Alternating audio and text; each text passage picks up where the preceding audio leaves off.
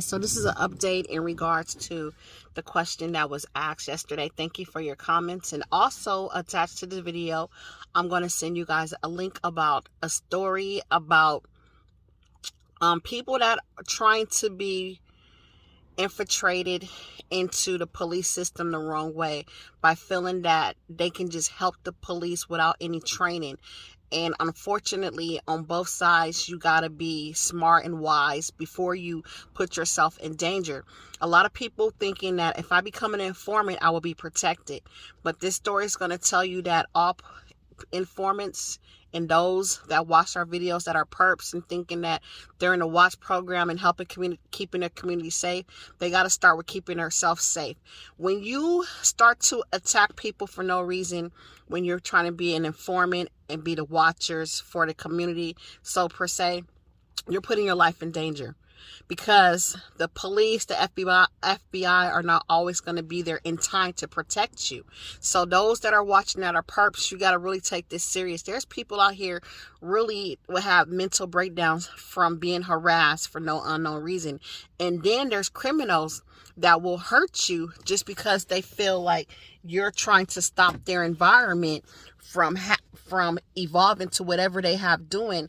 And they can sense who is trained and who is not trained. A lot of times you think these people don't know, so you sit there and try to conduct the duties that you are told to do, thinking that they're friends with you, but they will set you up because these people know who is, for some reason you can smell them out.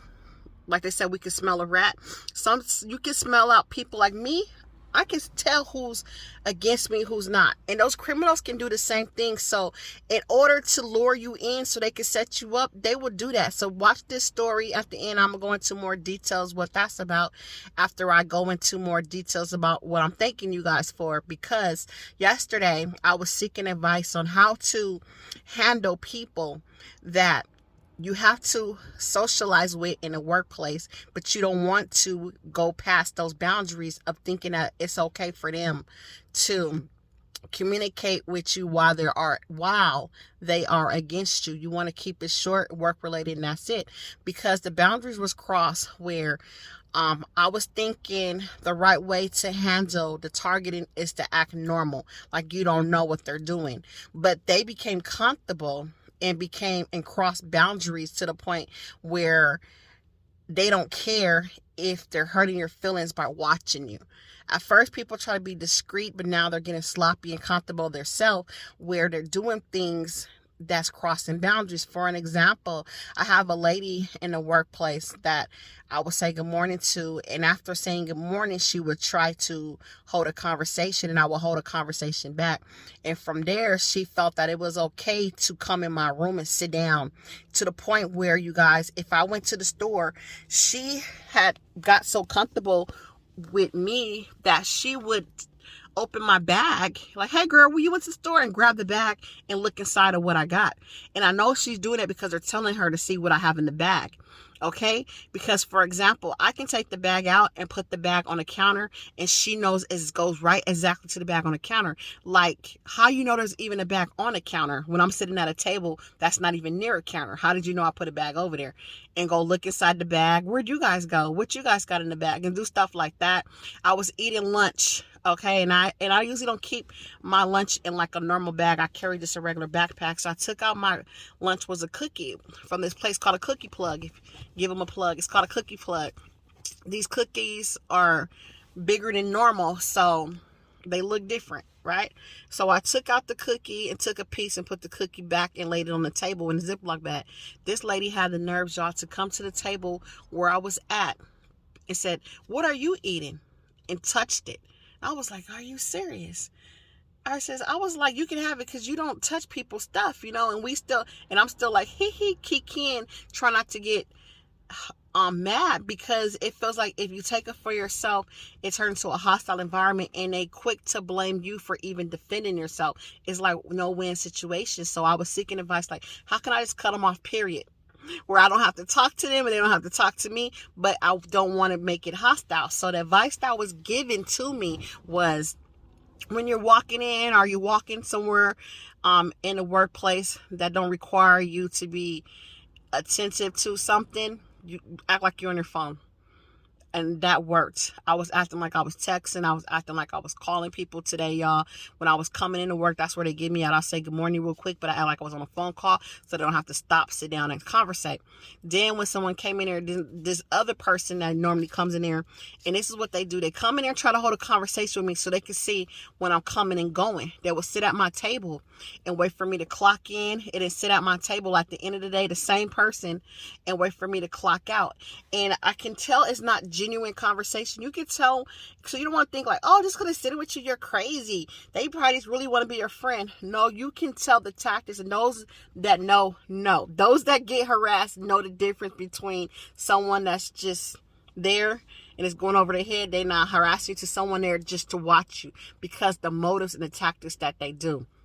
Like, for instance, if I clock out at 2:25, why? And they normally clock out at 2:15, they will sit there to 2:25, and then when you get up, all of a sudden their actions will mature. They get up too. You will sit them at the clock with you every day. So now, say tomorrow you say, I'm gonna wait until 2:30. They're waiting till 2:30. If you say, I'm gonna leave early, why they walk you to the clock to clock out? The same person will walk me to the clock to clock out early. And you be like, where you come from? I didn't even know you was there.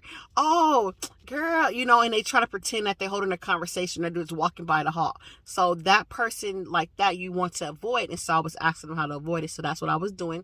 And yes, in the comments, please read the comments in the last video, because it's very, very good advice. And then they said, it's going to get awkward, but it will get back to a comfortable place. Yes, it's become awkward because normally I'm in there to bubbly. Hey, good morning. How are you guys doing? And now I'm just like, let me just leave y'all alone because you're nothing but trouble.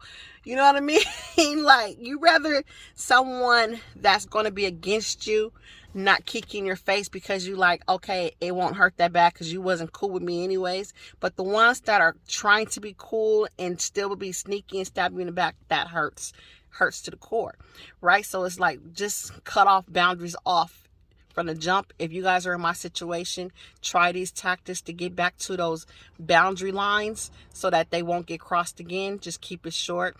Only speak when spoken to. I was the one to be the first one to speak, not no more. So those of you that was those bubbly people, because I know a majority of you guys are like me.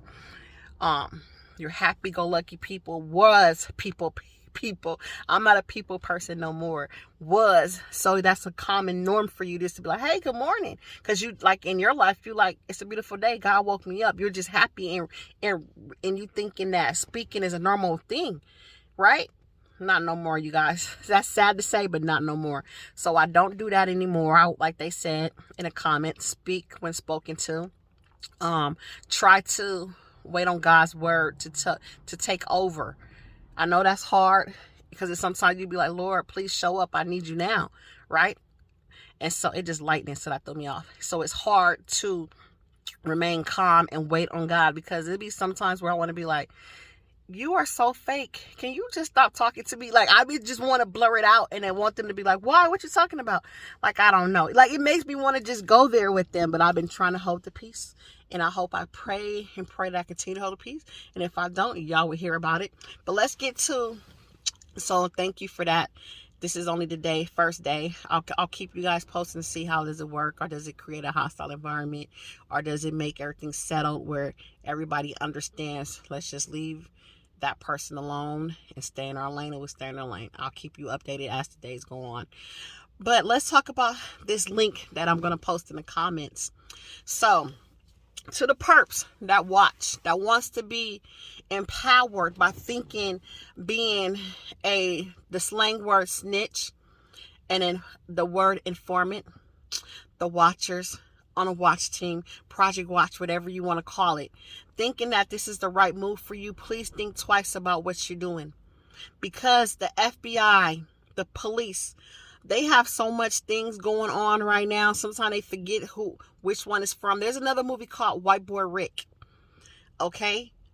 Now, these are all true stories where he was an infiltrator as well, an informant for the police in order to catch a drug dealer.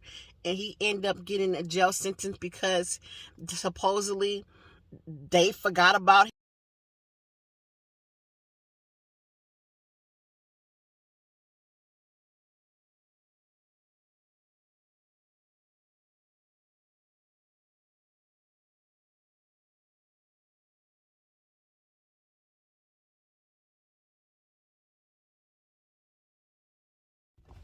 Sorry, you guys, the video cut off. But, and back to the movie called White Boy Rick. Look that one up too. It's about a guy who's supposed to be an informant for the FBI, and unfortunately it went wrong, where he ended up getting in trouble for being an informant and did jail time because they said that he's supposed to be watching the drug dealers, but he became a drug dealer. That's what it was said. But he's saying that's not true, that they left him hanging. Okay, and there's another story that's currently happening that's going to be in this link, that this young lady was supposed to be helping the cops watch a drug dealer. So she entered into the homes to get surveillance. The police that was supposed to be with her left her by herself. She ended up getting raped. She ended up getting hurt to the point where it says that her body was badly bruised, that they did so many things to this young lady because they knew she was an informant.